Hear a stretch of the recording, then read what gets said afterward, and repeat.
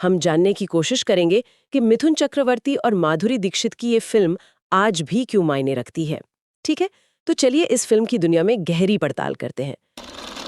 अरे होश उड़ा दे हमारे अभी तक पैदा न टूटा जो दिल किसी का तो हैरत की बात क्या कभी कम नहीं करना। शुरुआत करते हैं फिल्म की स्टारकास्ट से। मुख्य भूमिकाओं में थे मिथुन चक्रवर्ती और माधुरी दीक्षित। ये वो दौर था जब स्क्रीन पर जोड़ियों का बनना और दर्शकों द्वारा उन्हें पसंद किया जाना बहुत मायने रखता था। और मिथुन माधुरी की ये जोड़ी वाकई पर्दे पे एक जादू सा बिखेरती थी, क्या कहते? बिल्कुल बिल्कुल। उस दौर में सचमुच धूम मचा दी थी इस जोड़ी ने। हाँ, और सिर्फ इनकी केमिस्ट्री ही नहीं, फिल्म की व्यावसायिक सफलता भी जबरदस्त थी। ये महज एक हिट फिल्म नहीं थी। स्रोत बताता है कि ये उन फिल्मों में से थी जिसने छोटे शहरों से लेकर बड़े शहरों तक हर जगह दर्शकों को सिनेमा हॉल तक खींचा। इसने अपने बजट के मुकाबले काफी ज्यादा कमाई की और साल की सबसे सफल फिल्मों में गिनी गई। ये सिर्फ आंकड़ों की बात नहीं, ये उस जुड़ाव की बात है जो दर्शकों ने फिल्म के साथ महसूस किया। हाँ, और यहाँ ये समझना दिलचस्प है कि इस जोड़ी का महत्व सिर्फ उनकी ऑन स्क्रीन केमिस्ट्री तक ही सीमित नहीं था। मतलब मिथुन चक्रवर्ती उस वक्त एक्शन और ड्रामा के स्थापित सुपरस्टार थे जिनकी एक बड़ी फैन फॉलोइंग थी। दूसरी तरफ माधुरी दीक्षित तेजाब की सफलता के बाद तेजी से उभरती हुई सितारा थी। उनकी खूबसूरती और डांसिंग स्किल्स की हर तरफ चर्चा थी। हाँ, 1, 2, 3 के बाद तो हर कोई उनका दीवाना था। बिल्कुल। तो प्रेम प्रतिज्ञा ने इन दोनों की अलग अलग शक्तियों को एक साथ लाया। मिथुन का वो इंटेंस अंदाज और माधुरी की मासूमियत। हाँ, उसका जो कंट्रास्ट था उसने कहानी को एक नई परत दी। और उनकी पिछली कुछ फिल्मों की सफलता ने भी प्रेम प्रतिज्ञा के लिए जमीन तैयार कर दी थी। दर्शक उन्हें साथ देखने के लिए उत्सुक थे। तो ये सिर्फ अच्छा अभिनय या केमिस्ट्री नहीं थी, बल्कि सही समय पर सही किरदारों के साथ दो बड़े सितारों का एक साथ आना था। इसने फिल्म की सफलता में एक अहम भूमिका निभाई। ये एक अहम नुक्ता है। मतलब सिर्फ चेहरे नहीं, बल्कि उनकी उस वक्त की छवि और दर्शकों की उम्मीदें भी काफी मायने रखती थीं। अच्छा, सितारों की बात तो हुई, लेकिन इस फिल्म का एक और मजबूत स्तंभ था, इसका संगीत। अगर प्रेम प्रतिज्ञा आज भी याद की जाती है तो इसके गानों का उसमें बहुत बड़ा योगदान है। ओ हाँ, बिल्कुल। संगीत तो लाजवाब था। संगीत तैयार किया था लक्ष्मीकांत प्यारेलाल की दिग्गज जोड़ी ने। उस जमाने में तो एलपी का नाम ही फिल्म के संगीत की गारंटी माना जाता था, है ना? जी हाँ, बिल्कुल। वो मेलोडी के बादशाह थे और जानते थे कि जनता की नब्ज कैसे पकड़नी है। उन्होंने रोमांटिक गानों से लेकर दर्द भरे नगमों तक हर तरह के भावों को अपनी धुनों में पिरोया था। और प्रेम प्रतिज्ञा के गाने तो वाकई जबरदस्त हिट हुए थे। फिल्म का टाइटल ट्रैक प्रेम प्रतिज्ञा, ये तो जैसे फिल्म का थीम ही बन गया था। लेकिन प्यार कभी कम नहीं करना, कोई सितम कर लेना, इस गाने ने तो जैसे इश्क करने वालों को एक एंथम दे दिया था। सच में हर किसी की जुबान पर था ये गाना। और शीशे की उम्र प्याले की, क्या कमाल की दर्द भरी आवाज थी आशा भोसले जी की। मुझे याद है उस दौर में कैसे कैसेट प्लेयर पर, शादियों में, बसों में, मतलब हर जगह यही गाने बजते सुनाई देते थे। इन गानों ने फिल्म रिलीज होने से पहले ही एक माहौल बना दिया था। सही कहा, माहौल तो बनी गया था। और सिनेमा हॉल का अनुभव वो तो और भी गजब का होता था। जैसे ही मिथुन और माधुरी पर्दे पर आते, खासकर गानों के दौरान, दर्शकों का शोर और सीटियां, अरे बाप रे, गूंज उठती थीं। ये सिर्फ गाने नहीं थे, ये सेलिब्रेशन का मौका बन जाते थे। क्या उस दौर की सभी हिट फिल्मों के संगीत का ऐसा ही असर होता था, या प्रेम प्रतिज्ञा के संगीत में कुछ खास बात थी?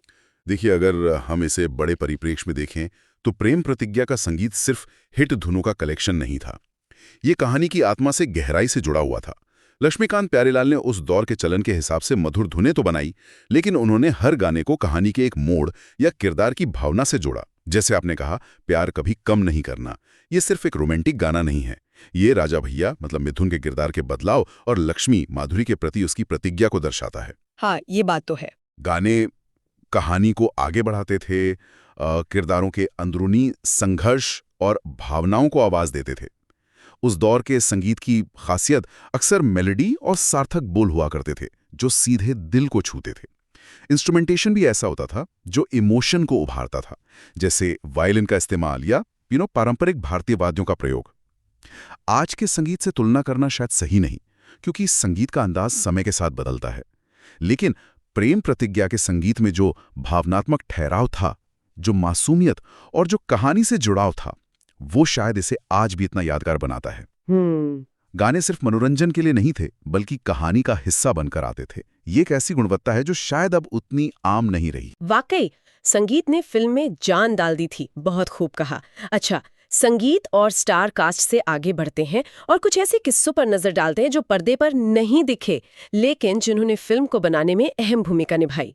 जैसा कि हमारे स्रोत में जिक्र है, यहाँ बात वाकई दिलचस्प हो जाती है। पहला किस्सा माधुरी दीक्षित के अभिनय से जुड़ा है। बताया जाता है कि एक बेहद इमोशनल सीन शूट हो रहा था जिसमें लक्ष्मी के किरदार को टूटना और रोना था। ये उनके करियर की शुरुआती दौर की बात है। जैसे ही डायरेक्टर ने एक्शन कहा, माधुरी ने उस किरदार के दर्द को इतनी शिद्दत और सच्चाई से पर्दे पर उतारा कि वहां मौजूद सभी लोग, डायरेक्टर बापू समेत, कुछ पलों के लिए स्तब्ध रह गए। उनका रोना इतना स्वाभाविक था कि कट बोलने के बाद भी सेट पर एक खामोशी सी छा गई। अरे वाह! कहते हैं उस दिन सेट पर मौजूद हर शख्स को ये एहसास हो गया था कि माधुरी दीक्षित सिर्फ एक खूबसूरत चेहरा और बेहतरीन डांसर ही नहीं है, बल्कि उनमें एक जन्मजात अभिनेत्री छुपी है। उनमें भावनाओं को बिना किसी बनावट के पेश करने की अद्भुत क्षमता थी।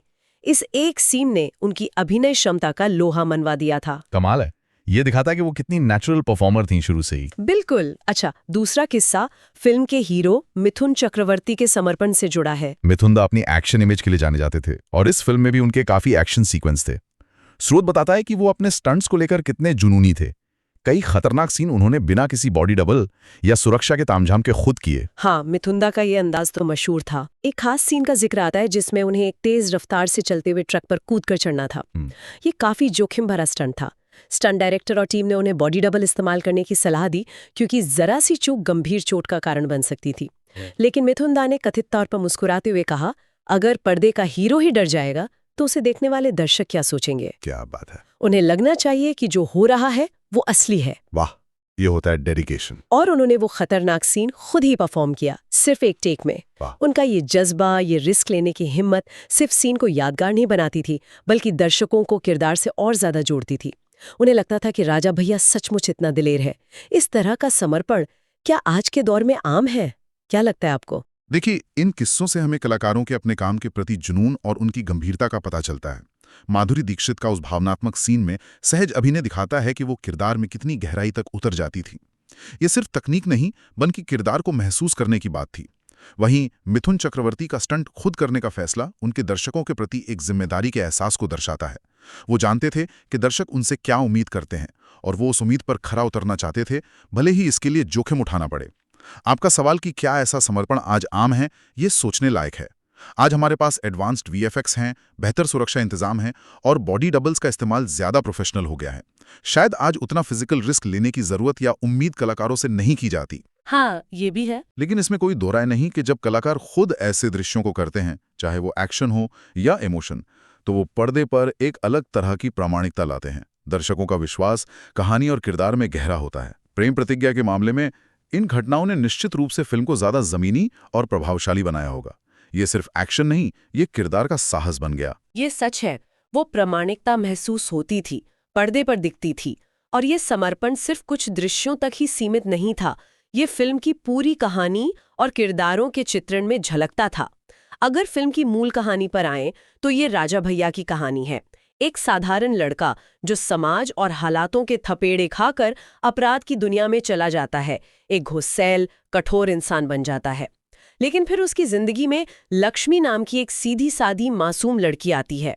लक्ष्मी का निस्वार्थ प्यार, उसका विश्वास धीरे धीरे राजा के पत्थर दिल को पिघला देता है। ये प्यार, जुनून, त्याग और बदलाव की एक बेहद भावनात्मक कहानी है। ये वो classic theme beauty and the beast का भारतीय संस्करण कह सकते हैं, जो हमेशा दर्शकों को पसंद आता रहा है। हाँ, ये थीम हमेशा काम करता है। इमोशनल कनेक्ट बनता है इससे। मिथुन चक्रवर्ती ने राजा भैया के किरदार के अलग अलग शेड्स को बहुत बखूबी निभाया। शुरुआत का वो बेपरवाह गुस्सा, अंदर का दबा हुआ दर्द और फिर लक्ष्मी के आने के बाद का वो धीरे धीरे नरम पड़ना, प्यार का एहसास, उनके चेहरे के भाव, उनकी बॉडी लैंग्वेज, सब कुछ किरदार के सफर को बयान करता था। कई बार तो लगता ही नहीं था कि वो अभिनय कर रहे हैं, ऐसा लगता था जैसे वो किरदार ही जी रहे हो, वो उनका अक्स लगता था। सही कहा, उनमें वो इंटेंसिटी थी जो किरदार को विश्वसनीय बनाती थी। वहीं दूसरी तरफ माधुरी दीक्षित ने लक्ष्मी की मासूमियत, उसकी हिम्मत और उसके प्यार की ताकत को पर्दे पर उतारा। उनकी आंखों में एक सच्चाई दिखती थी। उनके इमोशनल सीन्स दर्शकों को सीधे कहानी से जोड़ते थे। उनकी परफॉर्मेंस में एक गरिमा थी जो किरदार को बहुत विश्वसनीय बनाती थी। उनकी केमिस्ट्री सिर्फ गानों में नहीं बल्कि डायलॉग वाले सीन्स में भी कमाल की थी। हाँ, और यहाँ जो बात फैसिनेट करती है वो ये है कि प्यार से बुरे इंसान का अच्छा बन जाना, ये कहानी सदियों से क्यों इतनी अपील करती है? शायद इसलिए कि हमें उम्मीद देती है। ये दिखाती है कि इंसान कितना भी बिगड़ जाए उसमें अच्छाई की गुंजाइश हमेशा रहती है। उम्मीद। और प्यार में वो ताकत है जो उस अच्छाई को बाहर ला सकती है।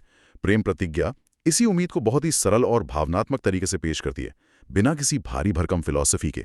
मिथुन और माधुरी ने अपने किरदारों को जिस तरह जीवंत किया वो महत्वपूर्ण था। उनकी केमिस्ट्री सिर्फ रोमांटिक गानों के नाच गाने तक सीमित नहीं थी। उनके बीच का टकराव के दृश्यों में, उनके खामोश पलों में, जहां वो एक दूसरे को सिर्फ देखते हैं, वहां भी एक तनाव और एक अनकहा रिश्ता महसूस होता था। बिल्कुल। मिथुन के थोड़े रफ अंदाज और माधुरी की सौम्यता का जो संतुलन था, उसने इस जोड़ी को यादगार बनाया। उन्होंने सिर्फ डायलॉग नहीं बोले, उन्होंने किरदारों की आत्माओं को पकड़ा। ये उनकी एक्टिंग की रेंज को भी दिखाता है। तो इस सब का कुल मतलब क्या निकलता है? प्रेम प्रतिज्ञा सिर्फ एक और हिट मसाला फिल्म नहीं थी। ये 80 के दशक के उस सिनेमा का प्रतीक है जहां एक्शन, इमोशन, ड्रामा और संगीत का एक संतुलित मिश्रण दर्शकों को परोसा जाता था। ये फिल्म प्यार की ताकत और बदले की भावना जैसे विषयों को एक साथ बुनती है और दिखाती है कि कैसे एक इंसान हालातों का शिकार होकर गलत रास्ते पर जा सकता है, लेकिन सही मार्गदर्शन और प्यार उसे वापस ला सकता है। जैसा कि हमारे स्रोत में भी एक टिप्पणी है, और ये शायद कई सिने प्रेमी महसूस करते होंगे कि पुराने जमाने की फिल्मों में वाकई कुछ और ही बात थी। प्रेम प्रतिज्ञा जैसी फिल्में देखते हुए ये एहसास और भी पुख्ता हो जाता है। वो बात शायद कहानी कहने का सीधा सरल अंदाज था, या किरदारों से जुड़ने की गहराई, या फिर संगीत का वो रूहानी असर। क्यों? हाँ, बिल्कुल। आज की इस पूरी बातचीत का निचोड़ यही है कि प्रेम प्रतिज्ञा की सफलता और उसकी स्थायी अपील के पीछे कई वजहें थीं। मिथुन और माधुरी की करिश्माई जोड़ी और उनका दमदार अभिनय, लक्ष्मीकांत प्यारेलाल का सदाबहार संगीत जो कहानी से जुड़ा था, एक भावनात्मक और रिलेटेबल कहानी, और हाँ, कलाकारों का अपने काम के प्रति गहरा समर्पण, जैसा कि उन किस्सों से जाहिर होता है। इन सब ने मिलकर इसे सिर्फ एक फिल्म नहीं बल्कि एक अनुभव बनाया। और स्रोत का ये कहना कि पुरानी फिल्मों में कुछ और बात थी, ये हमें एक दिलचस्प सवाल पर छोड़ जाता है। विचार करने वाली बात यह है कि क्या वो बात कहानी की मासूमियत और सरलता थी जो आज की जटिल कहानियों में कहीं खो गई है, या फिर वो संगीत का जादू था जहां धुनें और बोल सीधे रूह में उतरते थे, जो शायद आज के ज्यादा तकनीकी संगीत में कम मिलता है। हो सकता है। या फिर वो मिथुन चक्रवर्ती और माधुरी दीक्षित जैसे सितारों का लार्जर देन लाइफ करिश्मा था, जिनका स्क्रीन पर होना ही काफी था। एक ऐसा स्टारडम जो शायद आज थोड़ा अलग तरह का है। हो सकता है वो खास बात इन सभी चीजों का एक अनूठा संगम थी जो उस दौर के सिनेमा को परिभाषित करता था। इस पर जरूर सोचा जा सकता है कि वक्त के साथ सिनेमा और दर्शक दोनों कितने बदले हैं। बिल्कुल, बहुत ही दिलचस्प नुक्ता सोचने के लिए। इस विस्तृत चर्चा में शामिल होने के लिए आपका बहुत बहुत धन्यवाद। उम्मीद है प्रेम प्रतिज्ञा से जुड़ी ये बातें और यादें हमारे सुनने वालों के लिए भी दिलचस्प रही होंगी। अगली बार फिर मिलेंगे एक नए विषय और नए स्रोतों के साथ, किसी और कहानी या विचार की गहराई में उतरने के लिए। तब तक के लिए अनुमति दें।